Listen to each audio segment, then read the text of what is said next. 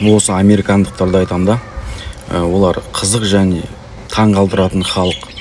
Мен осыдан 2 жыл бұрын Калифорнияда жүргенде бір қызық жағдай болды. Кешкі уақытта өзімнің гостиницамның жанында кішкентай кафе бар етін.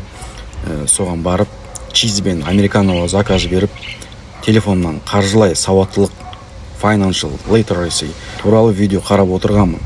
Кафеде адам жоқ, тып-тыныш. Бір кезде таза американдық бір семья кіріп келді. Big American family.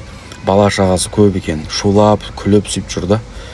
Сосын ойладым, енді мен мына жерде спокойно отырып, видео көріп, тамақ жеп алмайтын шығармын деп, заказым келген соң официанттан бәрін с собой take out to go food салып беруін сұрап, кафенің сыртындағы скамейкаға шығып кеттім. Сол скамейкаға барып отырсам, 10 минуттан кейін артымнан жаңағы американец келіп, sorry man, кешір досым, сен тыныш жерде отырған едің, менің балаларым шулап мазаңдалды ғой деп менен кешірім сұрай бастады. Сосын мен өзім біртүрлеп қалдым да, мен оған жоқ, бәрі жақсы, бұл қоғамдық орын ғой, public place, no problem, it's okay деді. Сосын олар маған айтады, мен өзім ыңғайсыз сезініп тұрмын, давай мен саған алған заттарыңды ақшасын мен саған берем дейді да маған, типа төлеп берем деп жатыр да.